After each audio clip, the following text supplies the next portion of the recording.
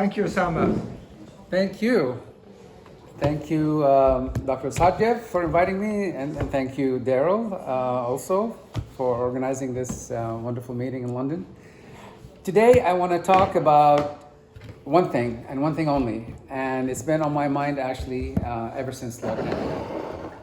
And what made it more important in my mind, last year, somebody released a new pop song called Anxiety. So I want to talk about anxiety. Yeah, anxiety, exactly. Yeah. It's very popular on TikTok. Yeah, so it's on everyone's mind, especially young people, and this is about young people while we're here. So I'll talk about it. But specifically, because I did a lot of research on COVID, lockdown, zero openness later on, and I wanted to know, how do young people now reframe anxiety? Is it the same as us old guys, old, I don't want to say old women, but the previous generation, or not? And the other thing is that I thought of, okay, so if they reframe it in terms of mental health, because before we didn't do that, we didn't connect the two, and now I think they do that. They reframe it in terms of mental health.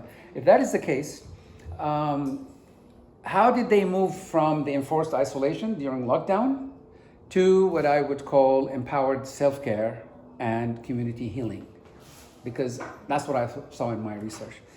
So this is what I want to talk to you about. And just a quick note on my research. It's field research, UN style. So basically, I create a list of structured questions. I talk to 800 people from both sexes, all ages, and I ask them the same questions again and again and again until I get some really strong feedback, and then I write my paper. So this is basically what I'm going to tell you. I'm going to tell you what I found out. Yeah. So it's not my own.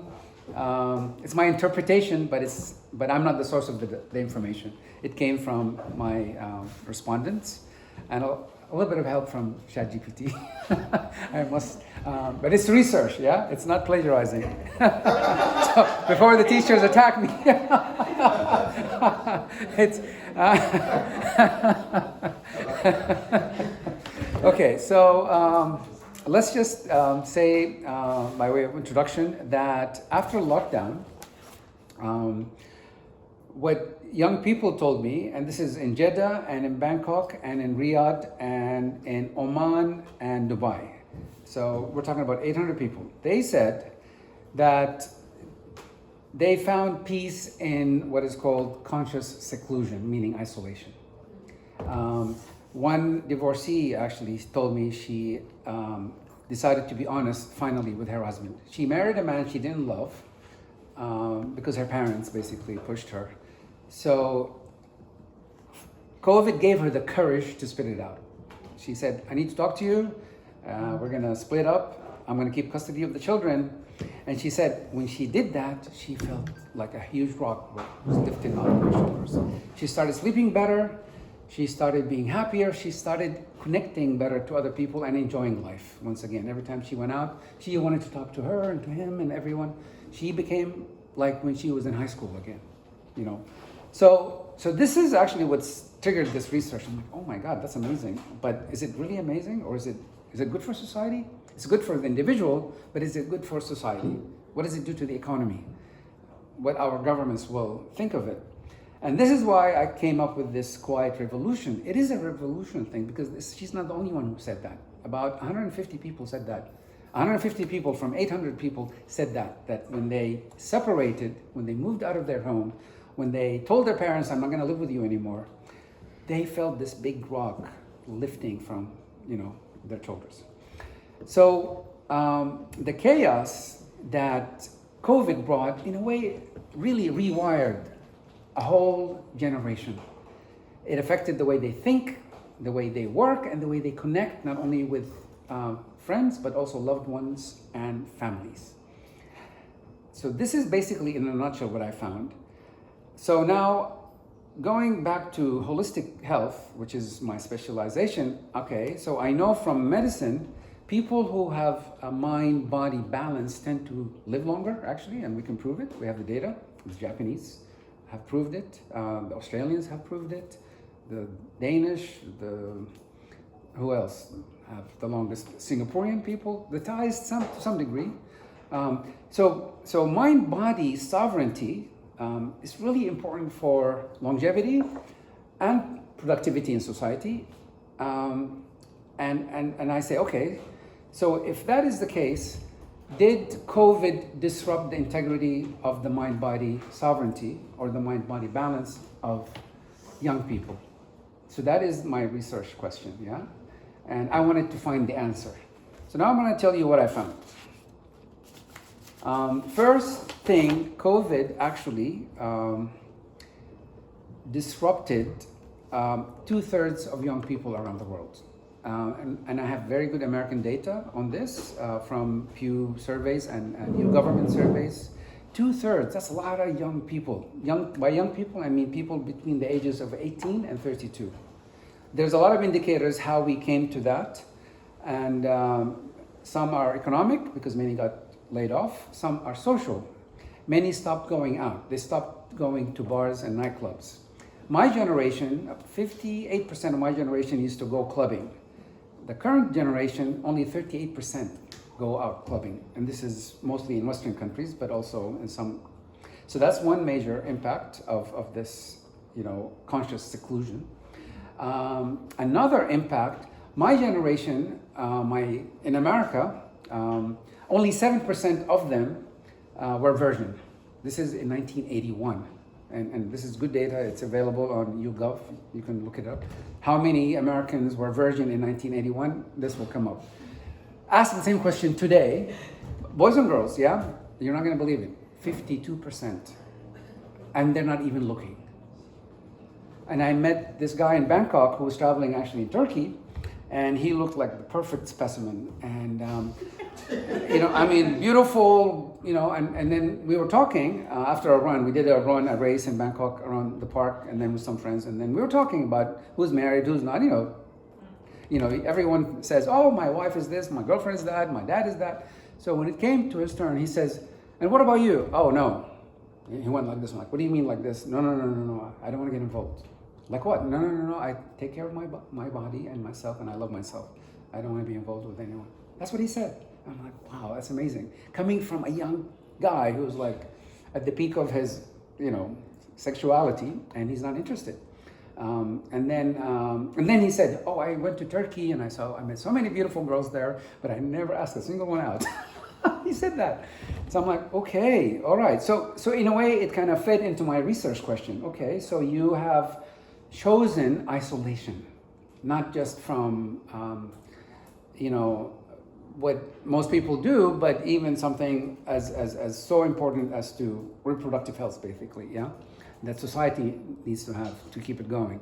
So definitely there is that continued effect of COVID. So it didn't end with openness in 2022. No, it goes on, but it is silent. We don't talk about it. Governments don't talk about it because they don't want to scare us. People don't talk about it, but they are practicing it. And I'll tell you what are the indicators that, tell us that. So first, I went to neuroscience. By the way, I'm trained as an aerospace engineer. That was my first degree, and so we had to learn physics. And I use physics to understand how the world works. Physics basically is cause and effect. I do this goes up. I let it go, it falls down. It's like the apple falling. That's physics. So my mind works like this. If somebody said something bad to me, I understand that I must have done something to them because it came back. Karma, yeah? Karmic connections. That's physics. That's science, actually. So this whole paper is like that, yeah? So neuroscience, which is based on physics, and to some degree psychology, says that when your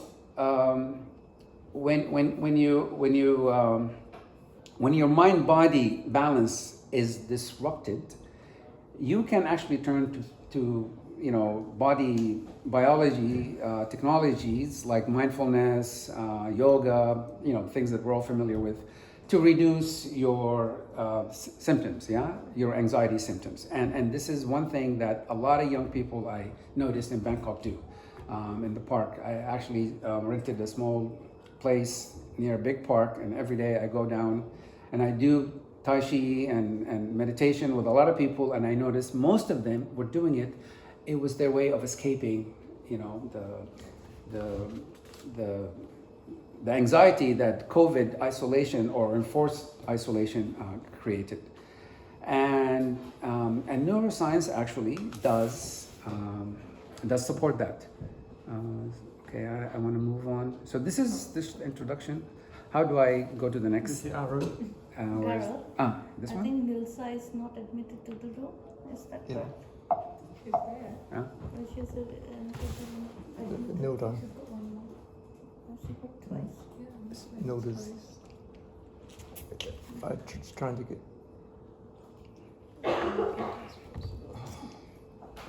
This one said that I can't do it when sharing the screen. Okay. Just. So I'll just. It's not flipping. You first need to press enter once to admit, because Yeah, I'm trying. it's currently just on Yeah. the meeting. Yeah. Where's your mouse display? It's always the same.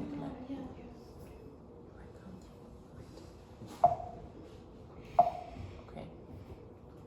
There it is. Admit. Okay. First admit and then. Thank you. Finally. So- Okay. Thank you, sir. All right. You Okay. can join the USN. So to recap, you know, the pandemic forced, you know, sudden isolation, and that continued after zero openness. So for me, that was a turning point in how we reframe, or how young people, especially Generation Z, how they reframe their anxiety that was caused by, well, it was caused by two things: not only COVID and the vaccination and all of that, but it was also caused because during that time, governments took advantage and basically made us adapt digital technology. There was such a rapid increase of adapting. You probably remember that. We all suddenly became like, you know, digital gurus almost. And it was everywhere, and it was everybody. So I think those two factors forced this, you know, this isolation, which then generated anxiety, which then people had to find the antidote. So now I'm going to talk to you about the antidote. We said that it affected many things. It disturbed their mind-body balance, and for me that was really the turning point as well. Doctors came in and they said, no, we don't want you to be isolated, because isolation leads to loneliness and even burnout risk. And so what people started doing was they said, okay, so what do I do? Okay, now I'm anxious, I'm I cannot relax, I don't sleep. I divorced my wife or my boyfriend, or I separated with my boyfriend and I left the family home. What do I do? Especially if I had lost my job. How do I, you know? So what a lot of people told me, and again, this was mostly in informal discussions in the park, on the transportation system, mostly in Bangkok. They said actually they tried to realign their daily rhythms. So I met two people, actually a couple, on the beach in Krabi, and we did a meditation, and afterwards they started staring at the waves going back and forth, and I'm like, what are you looking at? She said, the girlfriend said, well, I want to understand the rhythm of the water. I want to appreciate it more, and then I want to, because it makes me, because she said, I'm the same way, I come and go, like the water. I'm like, wow, that's very, you know, poetic almost. And she said, I do that to calm myself because I'm afraid that my boyfriend is going to give me COVID. So to stop that fear, she didn't break up with him, you know, they're still together, but she said, I need to find ways to relax myself. And meditation, yoga, all of these things help, but I want to create emotional boundaries between me and him, and in that space, in that mental space, she imagines the space in her head. She wants to make that space a space where she goes to as a sanctuary, as a shrine. She called it actually a shrine. She said, you know, some people build a mosque as a sacred shrine, or a synagogue, or a church. She said, I built a sacred shrine in my own head, in my brain, and I go there whenever I feel anxious, for whatever reason, yeah? And she said the water, seeing the waves going back and forth, helps her kind of calm down and nurture her body. So she said, I am tired of protecting myself, because whenever, during COVID, everybody said, protect yourself from infection, protect, protect, protect. And she said, that made me feel like, oh, like this. I don't want to do that anymore, she said. So now I nurture myself. I protect my mental health, yes, but I nurture my body with diet, sleep, good family connections, good, honest discussions with people that I care about. That's really important. Before COVID, very few people had honest discussions with loved ones. They just said, okay, yeah, you think so? Okay, I'll accept that. But now, young people told me, no, if I disagree with it, politely, I, pull back, and if I think we are incompatible, I just tell that person, I'm sorry, I'm sure you're a great person, but we're incompatible. So they're not afraid anymore to basically have an honest discussion with someone they used to care about during COVID. So that's one more thing. So when I looked at neuroscience, I wanted to understand, what does really conscious seclusion do, and how do you measure it? So in Dubai, I went to a clinic, and they put these wires on my wrist, and they put wires on my head, and the lady told me, okay, before you come, do a jog and get yourself stressed. Do something that stresses you. So I took my bicycle. Bicycles are more dangerous than a car, obviously, because cars are cutting you. So I was already excited. I was in my alpha mode. And sure enough, when they plugged me, the computer said I was in the alpha. My brain was generating alpha waves. She said, now I want you to relax, do your meditation. I have a 5-5 method. I'm sure you're aware of it. 5-5-5. I did that for like 30 minutes. Calm down completely, and I can watch my waves. So it shifted from alpha to beta. Beta is associated with when the brain releases GABA and serotonin, we kind of calm down. In alpha, the brain is releasing dopamine. Dopamine is wonderful. It excites you, but you get tired afterwards. You want to release that. You want to slow that down. GABA is the opposite. GABA and serotonin is the opposite. So once I had my brain release those two chemicals, wow, my brain waves immediately calmed down. And then she said, there's your answer. So you can actually back we call it biohacking, biology, hack your own biology with just your what you're doing. So this is what a lot of people told me. They were actually learning how to hack their own biology in order to relax themselves. So that's something that they developed a lot more than before COVID, and they use that as the antidote to anxiety. And I'm like, wow, wonderful. Before COVID, people took a lot of drugs. They go to the doctor gives you, like in the States, in most Western societies, people use a lot of, chemicals. And now they're saying, no, we're not going to do that. I'm not going to go to a psychiatrist, and I'm not going to take, their medicine. I'm sure it's good, but I want to do something different, something more natural. So that, a lot of people kept telling me that. So what I want to suggest to you now, knowing that this is actually works, why don't we teach children, and this is again the message to you, why don't we teach them that it's okay to have time alone as self-care, not as isolation. Isolate yourself, take time off from whatever it is that you're doing, whether you're 5 years old or 50 years old. You need to have time alone. Let's normalize it. Let's not, tell people that, why are you living alone? Why are you doing this? Are you sick? Are you depressed? No, we should normalize it as normal social behavior, but think of it as self-care, not as dropping out of society like what we did during lockdown. A lot of people dropped out of society. And then teach them how to redefine productivity to balance burnout, but not relying on the hustle culture that my generation built. And I'm really sorry if we have any young people here. I would like to apologize to you, because in my culture, in my group, my generation, at university, we were told we need to hustle.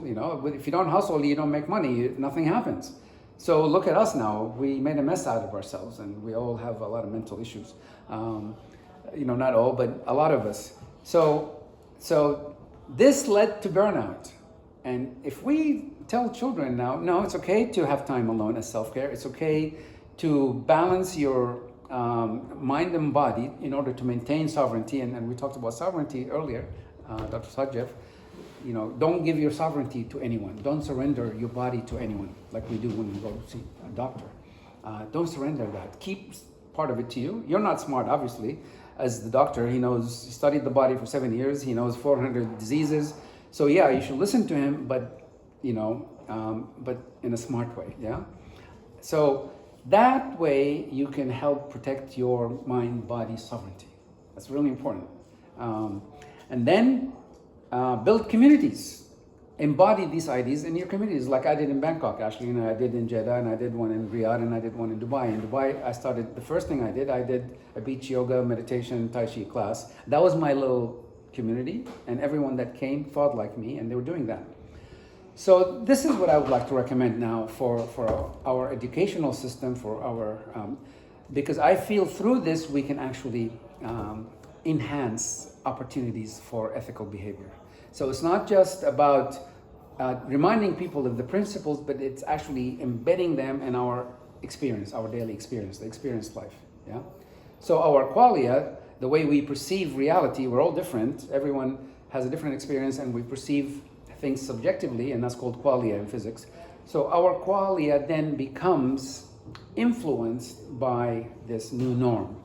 So I feel this norm is missing from society. The norm to do solitude as self-care, yeah, not as dropping away from society, but that's not good for society. And to end, I would like to use this quote. So protecting your inner world is the first step to healing the outer one. And instead of protecting, I would like to replace that word, now that I said it earlier, nurturing. So nurture your inner world as a way to heal you from the outside, not the other way around. So it's bottom up, not top down. Thank you.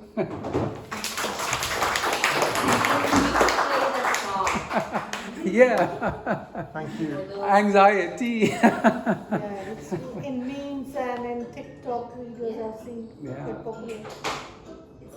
That's it. That's it. Yeah. Thank that's you. all. But yeah, let's leave it. The words are beautiful. It really Yeah. cuts to the, Things happening. this presentation, and it inspired me actually.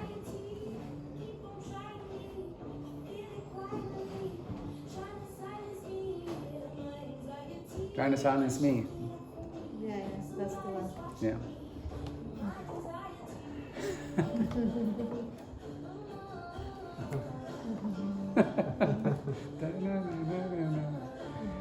The lyrics are beautiful. It really tells you how we felt during lockdown. Yeah. Yeah. Yeah. Yes.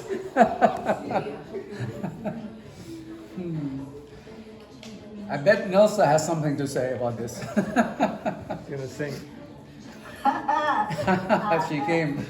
Hi. So my first question, Osama, is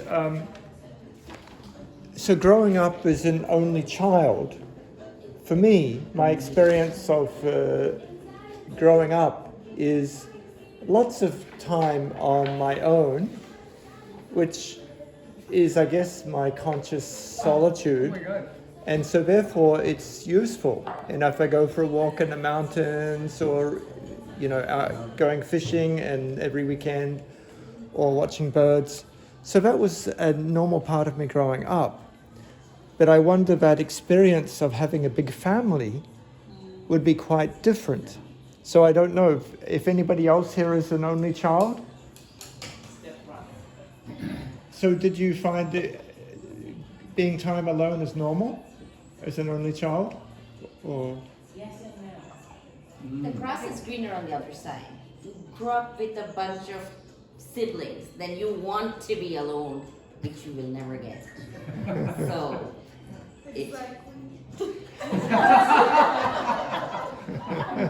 It's very culturally driven, isn't it? Yeah. Because for me as a child it was normal and it was absolutely okay. I was strolling through the gardens and all of that forever and I was super happy.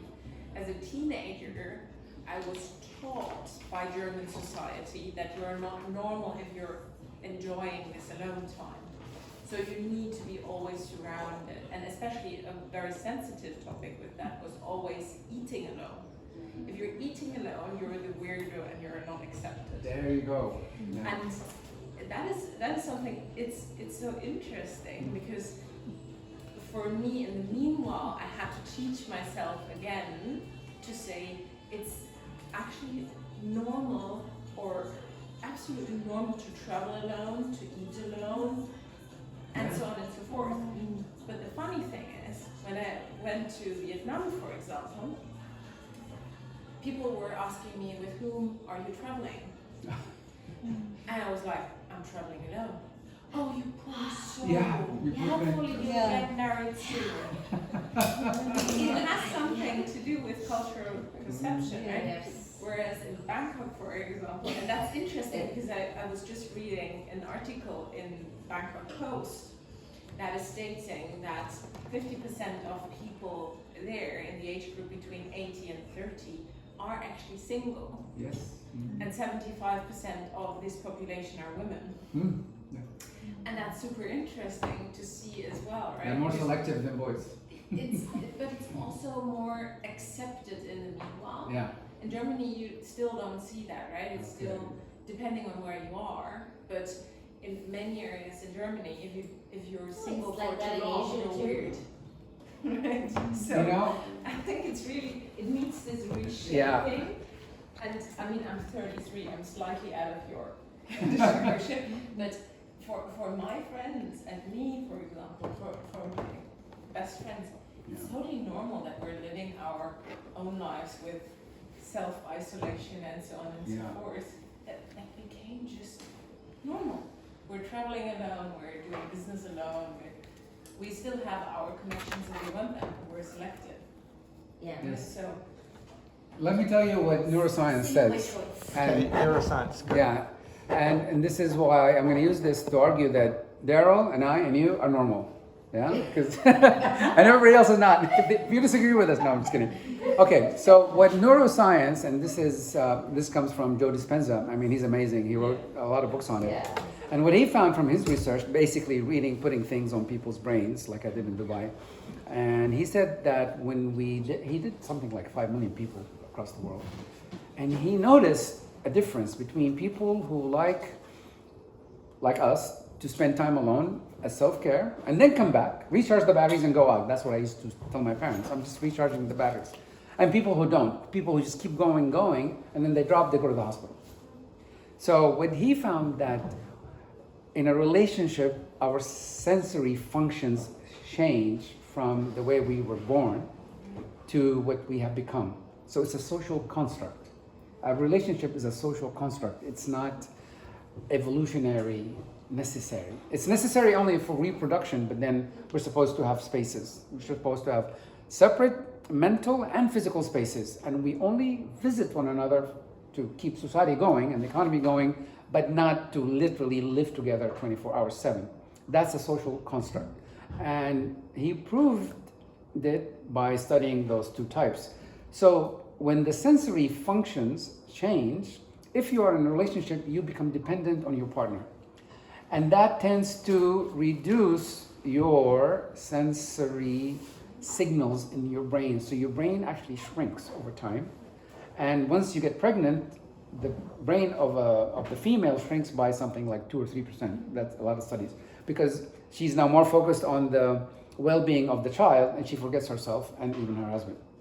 However, when you split up, your sensory functions, you become smarter. You retain information more than 72 hours. You can learn things.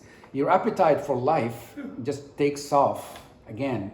And that's what a lot of the women that have left their men told me. And I'm counseling a couple now in Saudi, 33-year age. They have 3 kids. Suddenly she said, honey, I love you, but I'm not in love with you. And he's like, what does that mean? Typical. So he called me. That's what she told me. I said, what does it mean? So, and I said, well, it means that her sensory functions have improved again when she left you. So this is what evolutionary science tells us. So for me, that is really the norm. So I would, if I had children now, I would tell them, look, it's okay to have time on your own. No, I want you to go and have a partner and have babies and do all of that, go to parties, but it's also important that you first have clarity with, what you want to do in your life, learn how to express that, have time on your own because that's what gives you clarity. Go look at the waves or go in the mountains and come back. Recharge the batteries and come back. And that should be okay. It's not a stigma. Yeah? Oh, Satya, please. Comment on that. Okay, please. I'm a ENT surgeon, so Oh, a lot of the people, quite a few people I get are please. people who suffer from snoring. Okay, Yeah. and it's interesting. They'll come with a partner or wife, and the wife or the partner will say, "He is snoring. Do something." All right. What I can't say to them, it was a study done in, I think, Netherlands, and they found snoring becomes a problem when, well, not the marriage starts breaking up, but when, the togetherness becomes a bit of a chore, it becomes too much. So couples who sleep in separate beds after that, their marriage survives longer, their lives survive longer. The ones who insist on sleeping together, they end up breaking up, quite a lot of them, because of the snoring, and the turning. and they have more illnesses. I can't say to the husband and wife there, maybe you should sleep in separate beds because it's not sanctioned yet. Exactly. But there you are. It's and in many cultures, I know from my parents' generation, etc., they didn't sleep together in the same, beds and things like that in the same room. If you went to the village, you saw that the women slept separately and the men slept separately. They came together when they wanted to have kids, but there was a lot of space given to each other.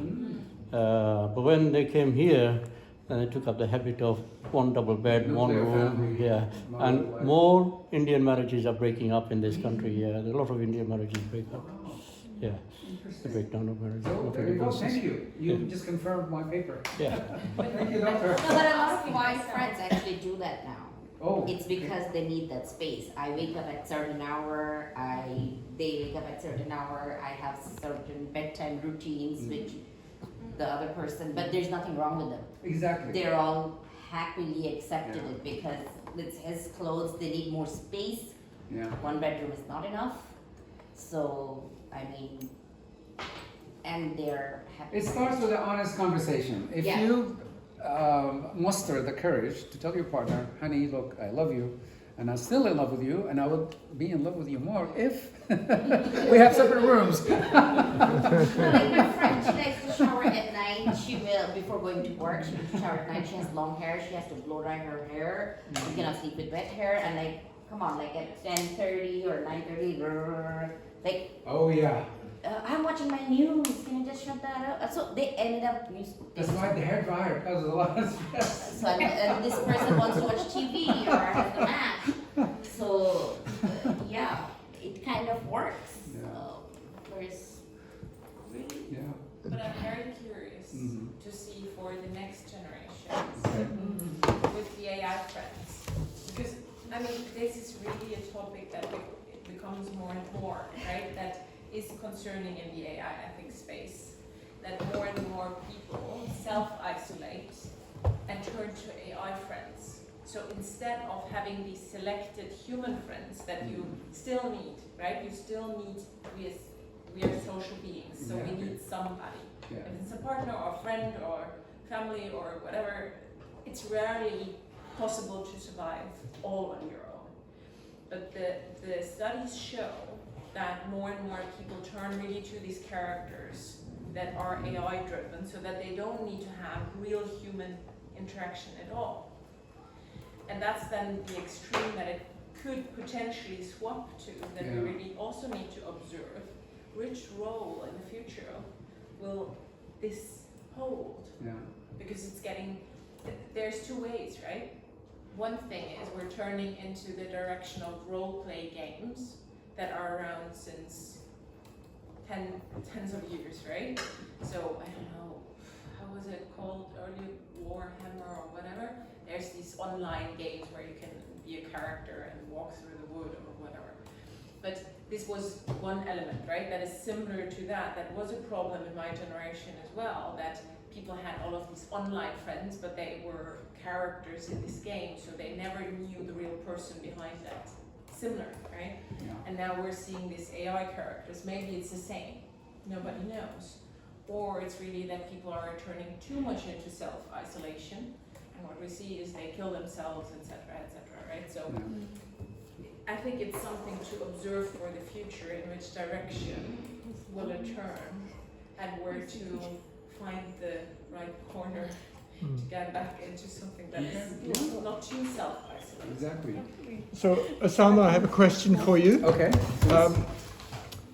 How consistent is your theory with the idea of increasing pet ownership and attention being paid on pet animals? Because if you live with an animal, you're not socially isolated, you have a pet. But more and more people are having pets. Yeah. And caring and dressing them and spending more money on them. What's this function and how does it affect you? Okay. It's another study, maybe. I, as a child, I grew up actually with two animals, a German Shepherd named Lasso and a cat, a Siamese cat, and Kitty. I used to call her Kitty, and you know, and they loved each other. They never fought, and they could eat from the same dish. My mom was like, "Don't fight." So I like animals, but the research has two things about it, kind of like what you were alluding with in terms of like isolation or not to isolate.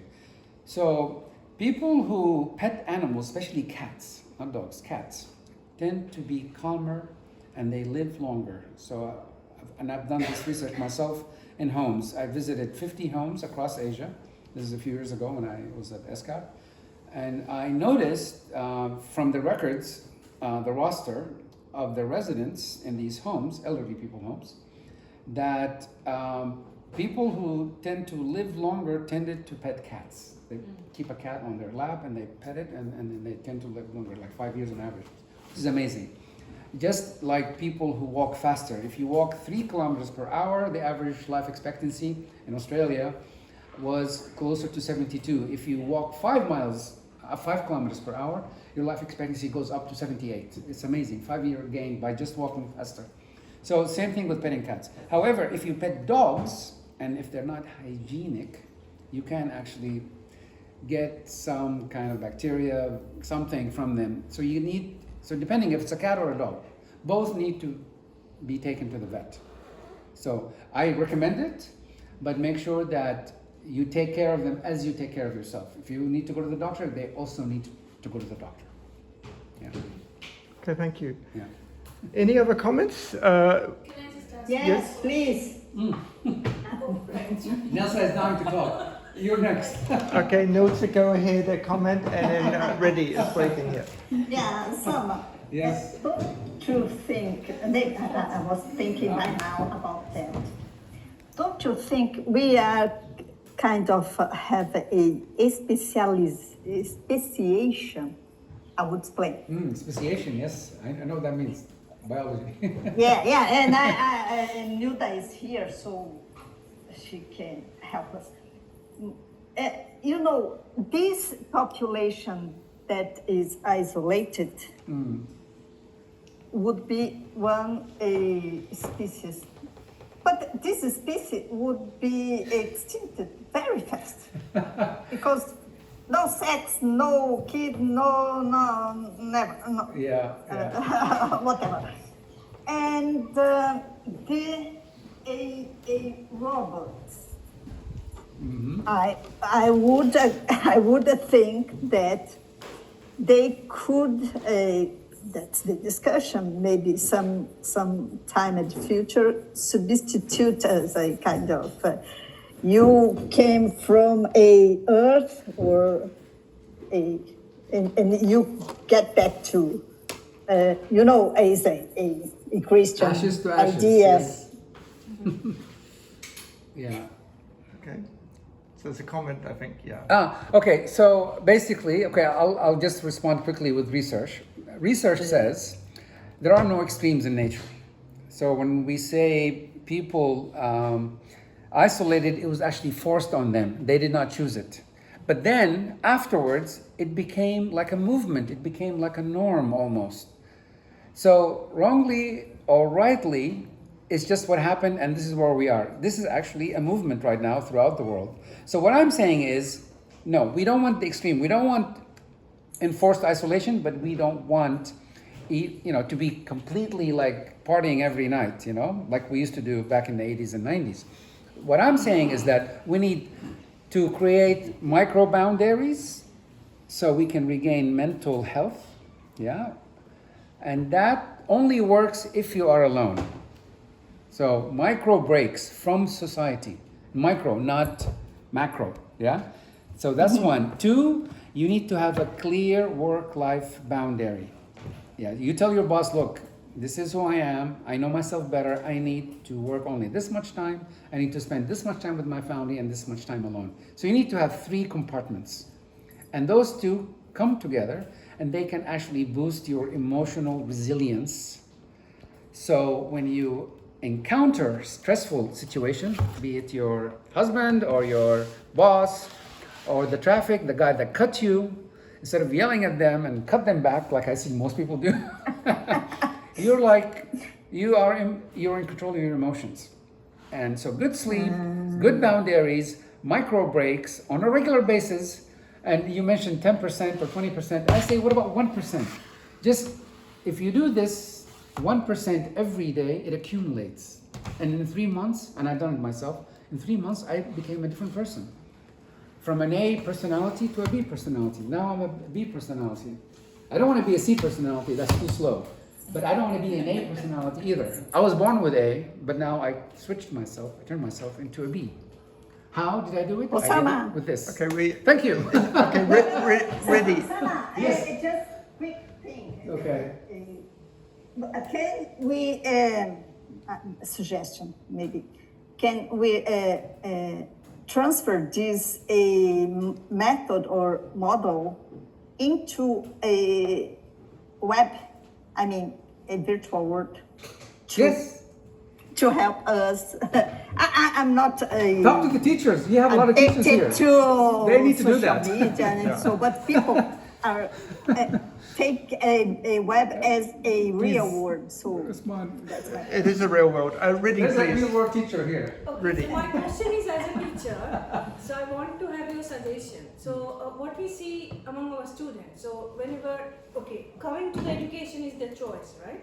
So that was their preference when they actually come and join us. But then when the assignment, this session comes, they get very anxious. And some students do drop out. And sometimes some students actually do say that, we're going for the self-care. And then sometimes it becomes a point of no return. Or sometimes it becomes a point of return, but then it can be a change from person A to personality C, say. Yeah. So what is your suggestion on that? So self-care probably is so much prioritized that time that we see a different personality of that student. Yeah. So how to have a check on that? Because my concern is there probably the student with personality A probably didn't use much AI, but now coming back after self-care and using a lot of AI for assignment. So what is your suggestion on that? How to work on these kinds of personalities? Yeah. I would refer to what we heard earlier. I'm sorry, your name is? Sarah. Sarah. So what Sarah said is really interesting because we're all different and it can go either way. And I asked the neuroscience experts like Joe Dispenza and others, And they also said the same thing. Some people agreed and some people disagreed. The research says it's good, but sometimes it can go bad. Yeah. So the middle way, I think, is the best. So what I would do is I would use these devices to monitor my heartbeat, my sugar, diet. You see, traditional medicine separates mental health and physical health. Holistic medicine, which what I learned from Darryl at the American University of Sovereign Nations in Arizona. No, you need to bring them together. Why? Because now we know from neuroscience and neuropsychology that both mental diseases and physical diseases have a common biological underpinning. And diet plays a big role. Habits, practices play a big role in those things. So you need to understand your biology. So if I was a teacher now, I could actually write a curriculum for a 5-year-old and say, okay, just give me 1% of this. And what I would tell them is, depending on your family situation, whether you live in a nuclear family or an extended family, 2 different settings, 2 different stresses, 2 different pressures, you can decide yourself your boundaries. Tell your parents, Mom and Dad, this is my private room, my private space, and when I'm in, please do not disturb. Put aside. But I promise you, I will come out in 1 hour or 30 minutes. I'm not going to sit there for 5 hours, like in Japan they do now. They go in and they never come out. So set boundaries. 2, you can ask your children over dinner. So, how did your day go? What were the things that bothered you? What are you thinking of right now? Is your body talking to you? Then lastly, ask them, can you express in your words, what is it that you would like to do now? You need to have mental clarity. So how do you know that you have a clear mind about what you want? First, you must be able to articulate it. I want X. Most divorces in the UK, and I spoke to a very famous divorce lawyer here in the UK in London. He told me 70% of his clients, all wealthy, he said they divorce not because of money or sex. He said both are great. He says they divorce because they don't know what they want. Snoring. And snoring, yes. And they don't know how to express it. When they learn what they want from their partner, they don't know how to say it. They don't have the courage to tell their partner, honey, if you just went and maybe... Yeah, when they learn it, they say to someone else. There you go. So this is something we need to think about, put in a curriculum, and start actually doing it. And then we learn along the way, as Sarah was saying, yeah. So boundaries, getting the boundaries. Boundaries are really important for children. We assume that they don't need boundaries. No, they do, as much as we adults do. I need boundaries. So, like, if I need, downtime, I say, sorry, I'm downtime. I even turn off my phone. And my cousin says, how come you turn off your phone? I cannot get a hold of you. Well, it's my downtime. And then he understands, and that's it. So thank you very much, everyone. I have a conclusion which I will explain to you. All right. Answer to Rudy's question is nah, and then I. Oh, right. Okay? Nah, natural and artificial. Unfortunately, what's missing for many of the students who go away is the I. So they have AI without the I, or NI without the I. Mm-hmm. So maybe we need just to be a mixture. So a balance of everything, the middle way is good. Thank you very much, Osama, for your presentation.